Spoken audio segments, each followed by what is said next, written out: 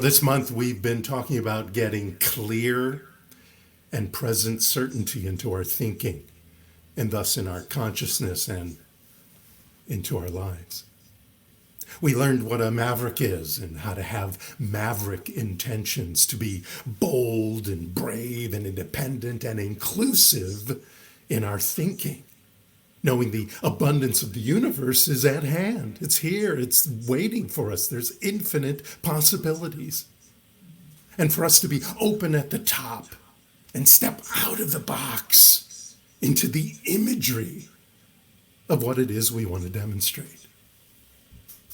We also reminded ourselves about our power and that it comes from knowing who's talking. The divine creative power within, it affects everything we experience.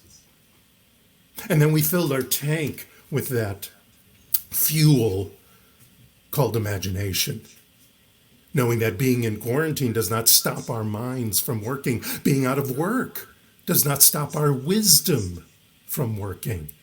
Being stuck indoors does not stop our connection with the divine from being there, from working through us, for us, as us. Envisioning what we desire to manifest equals experiencing what we desire to manifest. So now it's time to take mindful action. Michael Beckwith wrote, when you truly have an insight or spiritual awakening, the next step is always action. And we're always in a state of action. We're breathing, we're processing things in our brain, we're sleeping, we're eating, we're thinking. We're always in a state of action. Yet we're not always doing it on purpose, with purpose. What could our lives look like if we aligned with our intentions? We plant the seeds of what we want to have in our experience with our spiritual practice, whatever that may be. And now we must tend to them. We must water and nourish them just the same as we do with our gardens. We must be in a state with them. Tell the story of them and strategize about them. It's time for a breakthrough for all of us. That moment in time when the impossible becomes possible. It's usually triggered by inspiration or your power of decision. Whenever we are shifted, we may have a eureka moment, an aha moment. Many things happen to us for a breakthrough. Sometimes it's the chaos of the world that that triggers that breakthrough, that shifts us in consciousness, in mind, and in intention. Raymond Charles Barker wrote, success or failure cannot be explained by anything other than the use and misuse of mental processes. The subconscious mind produces what we place in it. It is a creative process. It is a law of action. A law of action. We want action to be taken. We want a reaction to be taken. We need to give an action. Now, there are 3 keys to a breakthrough, and I'm going to tell you them from the least important to the most important. Now, it doesn't mean that they aren't all important. But the first one I want to talk about is strategy or plan. Now that's the action we take, right? We make plans of action. I'm going to, I'm looking for work. I'm going to get myself on Indeed.com or one of those kind of things. I'm going to call my allies and people I know in the industry, et cetera, et cetera. And that's like that for anything we want to take action. If we want to get a new car, we're going to go out there and look for one. We're not just going to sit and imagine one, although that's good. We do our part with what we can control. The ins and outs of the how it shows up is the purview of the universe. That's strategy. That's number 3. Number 2 is story. What's the vision? What's the belief about this idea that we have that eventually we're going to use some strategy to bring into our lives? What is the what and why of our idea? What are we telling ourselves about why we are desiring this? What's our reasoning? What's our purpose in having this vision of what it is we want to manifest? When we have that purpose, when we know that purpose, when the story of that idea is clear in our minds, it shows up. Change your story, change your life. And number 1 is state. Now, I'm not talking about California or Nevada or Missouri or whatever. I'm talking about the state of your being, the state of your mind, feelings and emotions in your life, your perceptions and attitudes. You know, there are many billionaires in this world, if we want to talk about money. There are many billionaires in this world that are not happy, do not have happy lives. They have fun things. They may have an ease of sorts because this money can get them here and there, buy them things. But too many of them are just pissed off and frustrated. So what does that money do? It actually, in many ways, it feeds that pissed offness and frustration. Because now you can afford to be pissed off and frustrated in a different way than if you had less money. But it doesn't change anything because they're billionaires. You may not be happy all the time, like some people, but you can always know that there's joy all the time. And those who have been here understand that when I'm talking about joy, I'm talking about a communion with spirit. I'm talking about a communion with the divine. That whole idea that we have about vibrating at the speed of the divine, revealing the divinity within us. That is a communion that we have. That's joy.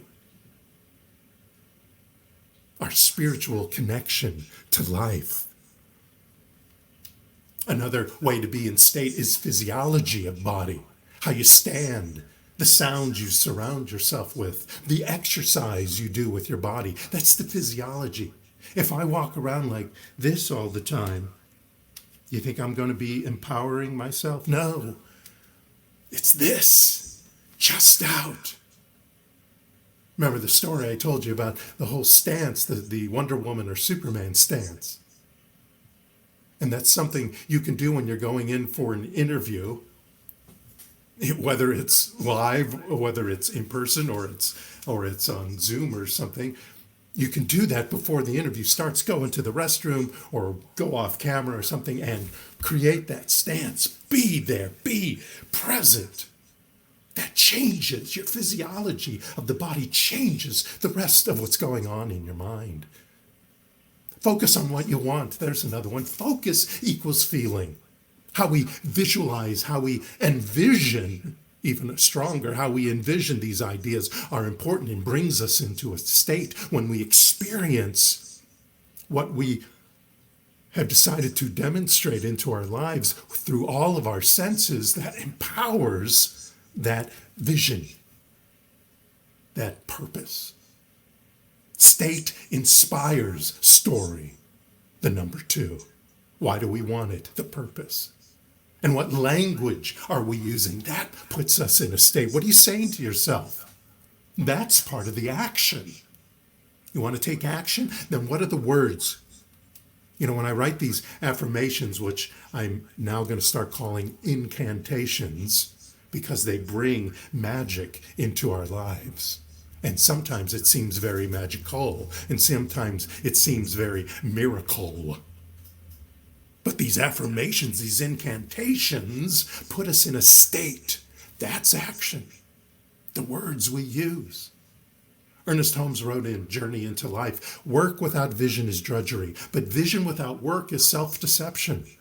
The well-balanced person can walk with his head in the clouds and still keep his feet solidly planted on the ground. Faith and work are ineffective when separated. Meditating is good, praying is good, a vision board is fun and useful. But now it's time for getting up off our meditative, prayerful, faithful asses and take action. Jesus, Mother Teresa, Gandhi, Dr. King, they didn't just pray. They didn't just speak. They took action, both on and in their faith, simultaneously, sometimes being afraid. You may get afraid. You're stepping out of your comfort zone, et cetera, but it's okay to be afraid.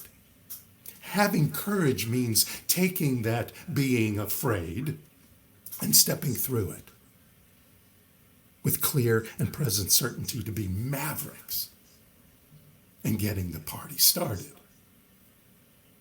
There's a gentleman named Bayard Rustin who was an organizer and strategist with Dr. Martin Luther King Jr. And he said the proof that one believes is in action.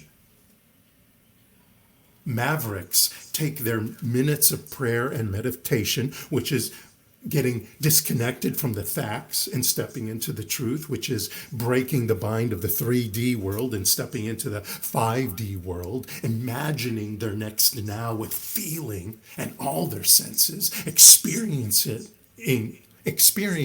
it in mind and thus body.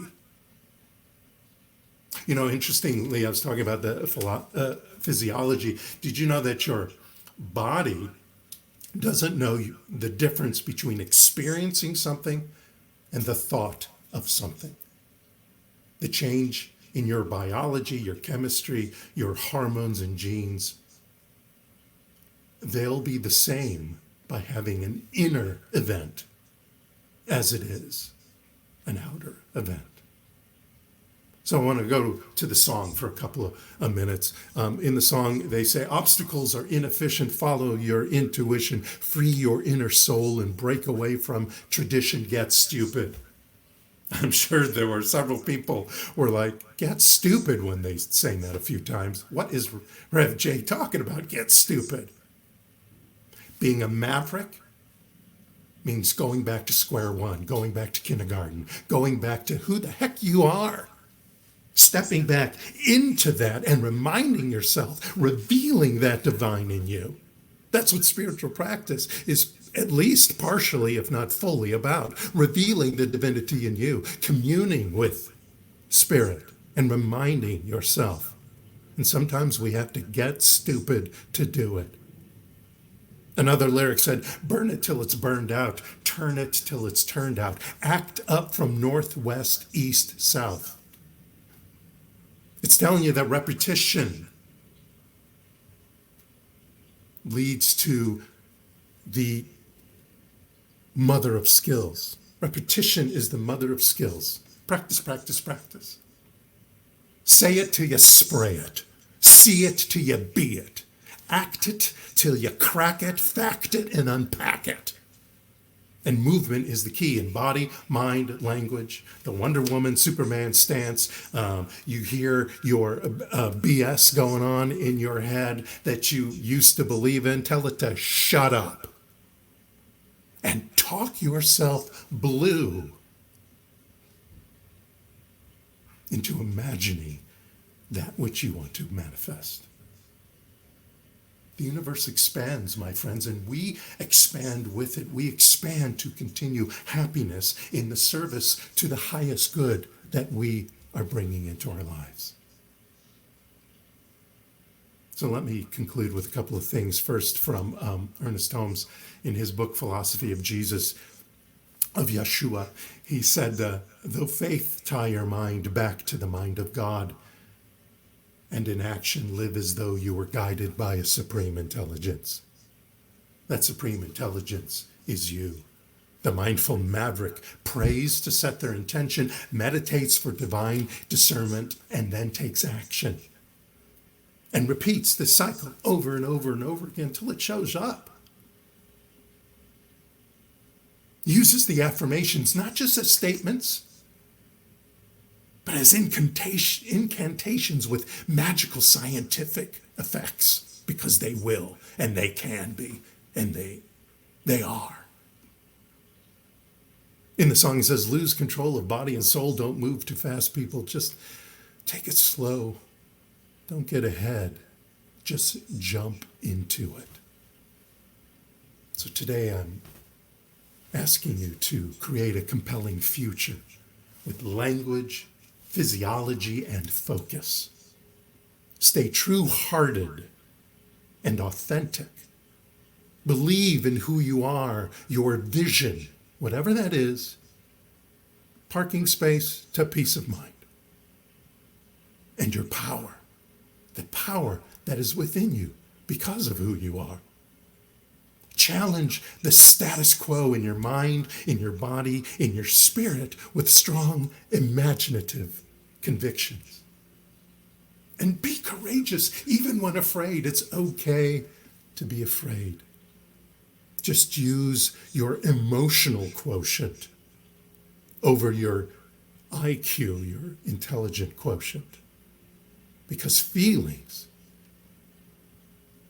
and imagination are what's going to empower your intention, your purpose. Use your superpowers, your intuition, your talents, your spiritual tools, your imagination, and identity to compel your future every day. And then get out there and walk the talk. Do what is in your power in physical action to bring that demonstration, to bring that manifestation into your life. You know, you're always creating every moment of every day. So be creative. Let's get it started and thrive. Thank you so much. Namaste.